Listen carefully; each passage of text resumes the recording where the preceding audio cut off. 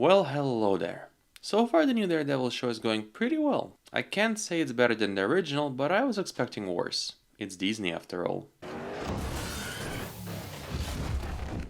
However, being a big fan of the character for over a decade, I noticed a lot of new characters, as well as the sudden disappearance of Foggy and Karen. And with such a blood explosive start to the show already, and me having read nearly every single main title issue of Daredevil, I want to tell you what actually happens to all of these characters in comics, including, spoiler alert, Foggy, who might not actually be dead just yet. And the others, of course, who are actually most likely dead and will not come back. But you'll see where this goes. Gigantic spoilers alert for Daredevil right away. It will not be pretty, a lot of deaths are coming, and I have a feeling the show might follow a good amount of these deaths too. So let's start. The first character on our list is Heather Glenn, the new character in the series who actually played a very important role in Matt's life. She was a major love interest for years, but it all ended up with a very big tragedy, one I was honestly shocked by, more than the usual when it comes to Daredevil comics, and you'll see what I mean. It all starts in Daredevil 126, when Matt suddenly sees a girl approaching his apartment. She lets him know that her ex lived here, and she came in to visit him. But upon seeing Matt, it seems to be love at first sight for her. She immediately notices how handsome Matt is to her and asks him on a date. Matt is busy at the time though, as he has a supervillain to deal with, and leaves immediately, leaving her in his apartment. Upon returning, she is still at the apartment, waiting for him. She continues pushing on and asks for a kiss. Daredevil, being the Sigma man he is, tells her to back off and pushes her away. He doesn't have time for this shit. Man hasn't slept in over 20 hours and just needs to rest. No time for women now. Over the next few issues, she continues talking with him every chance she gets. She pushes on until Matt starts giving in at some point, letting her tag along with him on his court cases and personal dealings, until finally, after spending enough time together, Matt gives in, and two share a first passionate kiss. But her chasing Matt might have been one of the bigger mistakes in her life, and you'll see what I mean. As the years go by, the two have a great relationship, their own golden era, always sticking together and always being happy. Things go smooth up until two things happen. First of all, Heather has a rich family. In particular, her father is the chairman of Glen Industries. Second, Kilgrave gets involved. And if you've seen Jessica Jones, you know he can make anyone do whatever he wants with simple words, as his words are a command to anyone who hears them, and they cannot disobey. Kilgrave makes Heather's father work for him, and do some illegal dealings against company's best interest. Daredevil uncovers what Heather's father does, and reluctantly has to give him into the police, only later realizing that the man had no idea what he was doing. Heather is destroyed though, as she believes her father too. She knows he's innocent, and, well, yeah, he is, but Daredevil got him arrested. So she gets personal hatred for the man. As the time goes by, Matt's feeling intense guilt. He's searching for Kilgrave, but is unable to find him. He prepares for the court case to save Heather's father's life. He knows he's innocent, and he wants to prove it by any means necessary. Being unable to do anything or achieve anything really, Matt is considering revealing his secret identity in front of the judge in the court case, just to save her dad's life. The case weighs heavy on Matt, and right before the court case, one day before the court case to be specific, it is revealed that under immense pressure in prison, Heather's dad, well, ended himself. Matt hears this and gets stunned, realizing there is no going back, as Heather walks in, seeing Matt in the suit. And that's when Matt has to do a lot of explanation. He tells her everything, how he wanted to clear her father's name, how he was preparing for it. But then, well, it gets to the part where he has to tell her about her dad. And as she finds out, well, you can see that nothing's gonna be the same again. And for now, the relationship is over. Matt, realizing what happened and how much he failed, goes through his own mental suffering, knowing no matter what he does, Heather's dad will never come back. Years later, Heather took charge of the company in place of her dad, and all seemed well at first, but Matt has to come in her life once again, as it is revealed that someone in the company has been manipulating Heather and using the company's funds for some hideous crimes. Matt tells it straight to Heather, but she does not believe him and hides behind the other man. Later on, as she tries to find some truth herself, trying to find out what her company actually did that was wrong, Dr. Octopus kidnaps her. He has been enhanced, and at this point his tentacles are pure adamantium. Daredevil, of course, goes to save her, but he is unable to do anything, and Octopus nearly drowns him, only to be saved by the Pier Guard. Quick side note that during the issue Matt meets Black Widow, who wants to be more than friends again. But Matt tells her he still loves Heather. This is done to signify that even after all these years, Matt still cares for Heather and still wants to be with her no matter what. And after a very needed break, Daredevil returns to fight Doc Ock, continuing the fight and being a lot more successful than before, landing many solid hits and evading a lot of punches. But that's just not enough, and Matt gets pinned down in the end. In front of him, Heather in tears. Ock starts screaming at Matt, telling him to beg him not to kill both of them right now. And as he's about to kill Matt, Heather finally gets free and hits Ock from the back. This gives Matt one last chance as he manages to get Octopus to hit a high voltage panel, electrifying Ock and finally bringing him down. The two embrace each other once again after all these years and share a kiss. This effectively starts their relationship one more time, but unfortunately because of the scandal and all the legal dealings, Heather has to leave her position as the chairman, effectively being forced to drop her own company for good. As another year goes by, Heather stays home as Matt is constantly out, either being a lawyer or a vigilante. And that's when Heather's depression kicks in. She lost the last of her family, she lost her company due to fraud dealings, she pretty much lost everything in her life, except for Matt. And as she sees Matt more and more, she realizes that he's a living reminder of everything that happened to her. As the issues go on, Heather starts drinking heavily, losing control, and without anyone to blame, starts projecting it on Matt more and more. She's blaming him once again for her dad, how he got him arrested, for losing her company as he was the one to bring out all the illegal dealings she had no idea about. And what makes it worse is this was a particularly busy time in Daredevil's life, as this is when Elektra appeared for the first time and the whole Hand arc started. So Matt barely showed up at home, and Heather felt the lack of love, and she really needed it. Heather's drinking spree continued, and eventually they had to break off their relationship one more time, as Heather started going on dates with other men.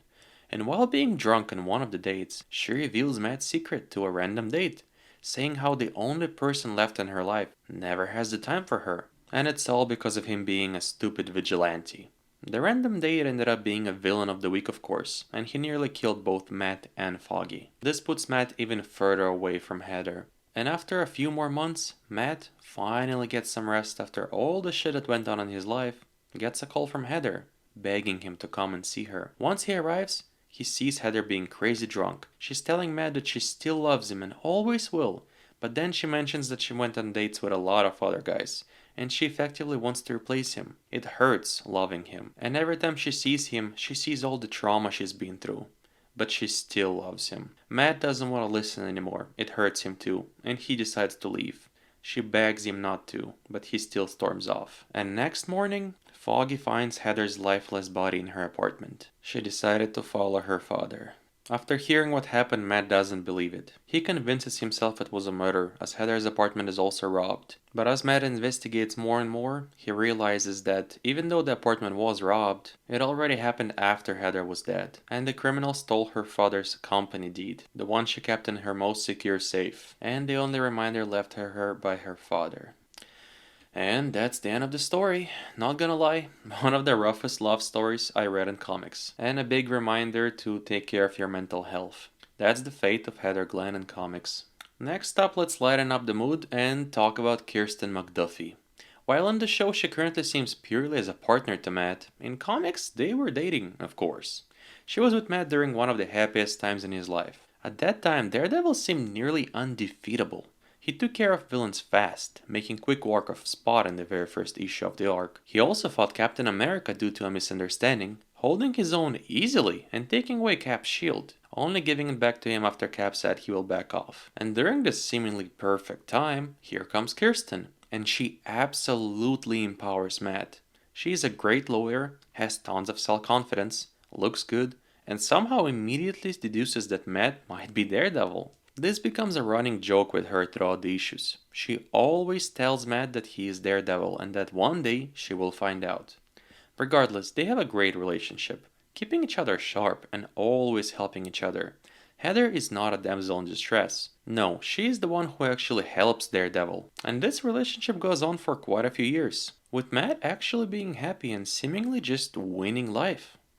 At the end of the story though, the world finds out that Matt is Daredevil. So Matt decides to ditch the alter ego of Daredevil, fully merging the two lives for the best, still turning what seemingly was a loss into a big win. The story culminates with the couple moving to San Francisco together, leaving New York life behind. And after a couple more years of good life, it all goes down the shitter when another writer takes over, of course. With the main catalyst being Kilgrave, one more time surprisingly. This time, it's Kilgrave's children who take the lead.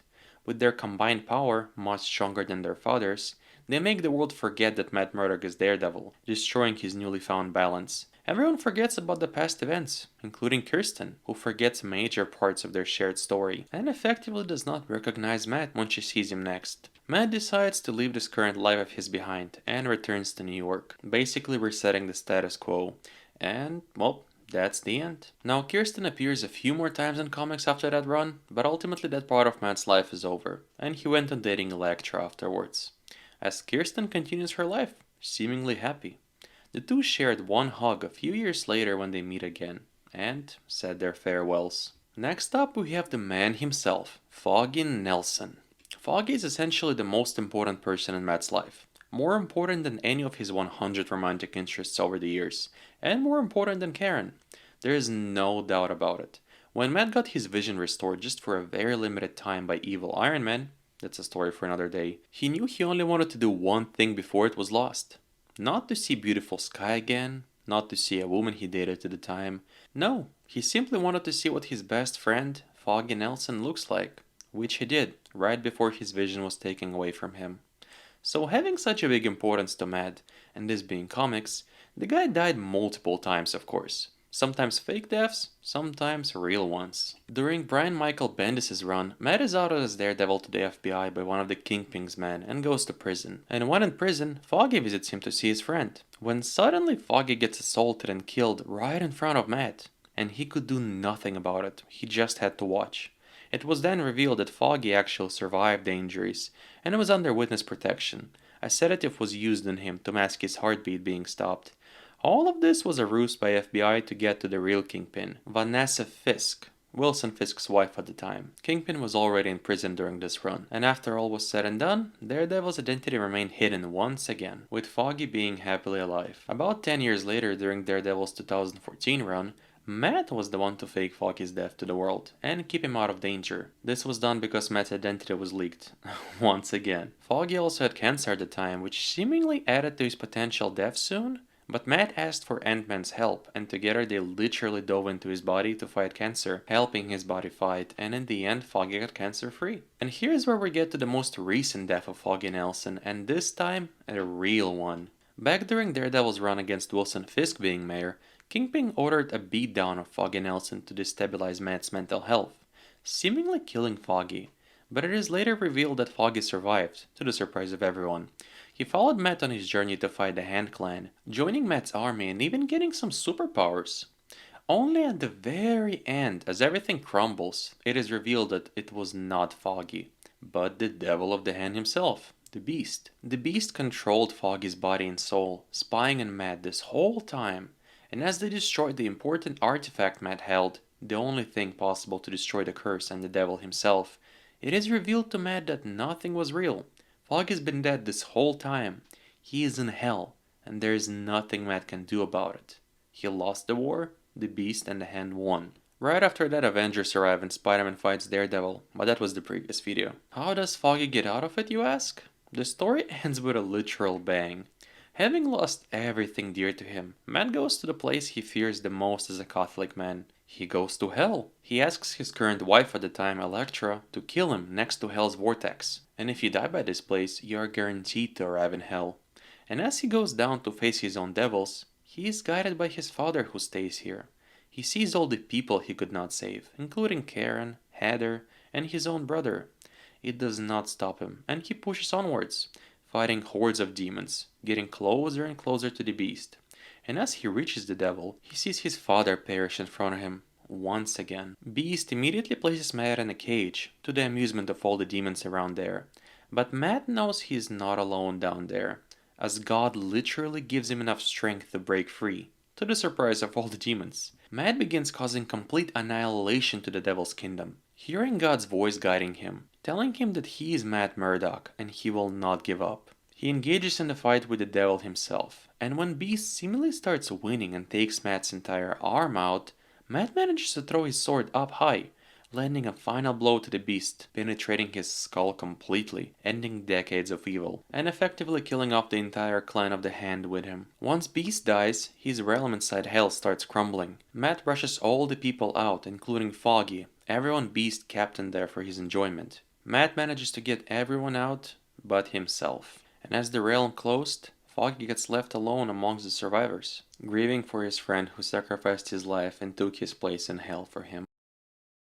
Well, and that's the end of that story. Of course, Matt comes back later on. It is revealed that God himself literally revived Matt and put him back on Earth to live on happily. Which was I guess, a nice twist. Very comic book like. God himself said it's no time for Daredevil to die yet, which is pretty cool. Finally, we will go back a couple of decades to be precise, and talk about Karen Page. I'm sure most people know this, so I'll be brief. Karen Page to Daredevil is somewhat of how Gwen Stacy was to Peter Parker in my opinion. She is one of the most important deaths in Daredevil's life and one who will never get revived. You could say the same about Heather Glenn, but while Heather was in comics for only a few years, Karen Page was with Daredevil from the very beginning, so over 40 years later, receiving a permanent death was a bit of a shock for the fans. They had a very long history of relationship, both chasing each other and Matt even wanting to marry her, but at some point Karen took a wrong turn, wanting to be an actress in Hollywood and moving to LA. She picked a wrong company to hang out with and became a drug addict. And after years of use, she sold Matt's identity to a random drug dealer for a quick fix. Of course the information reached Kingpin, and sometime later we ended up getting a Born Again story. One of the most popular and most critically acclaimed stories in Daredevil mythos. Ultimately Fisk destroyed Daredevil's life, and Matt lost everything he held dear, only to be born again and prevail in the end. I won't go over the story too much, because this is basically a must for any Daredevil fan to read, but that's the gist of it. Years later, Karen recovered and had a decent couple of decades, helping Matt and Foggy with their legal careers, and Matt specifically with his superhero stuff.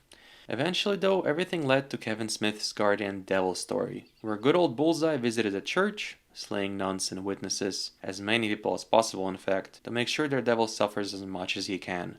And before Matt was able to stop him, he did land a severe blow to Karen Page, ultimately ending her life. The show had an homage of this in season 3, but Karen ended up surviving that, and seeing how she managed to survive through Poindexter many times already, I'd say we have a good chance she will not repeat this fate. So Karen Page will live on in the TV show, unlike she did in comics. Well, there's that. These are the fates of the current Daredevil Born Again characters in comics. Will we see any of it in the future? Or maybe season 2?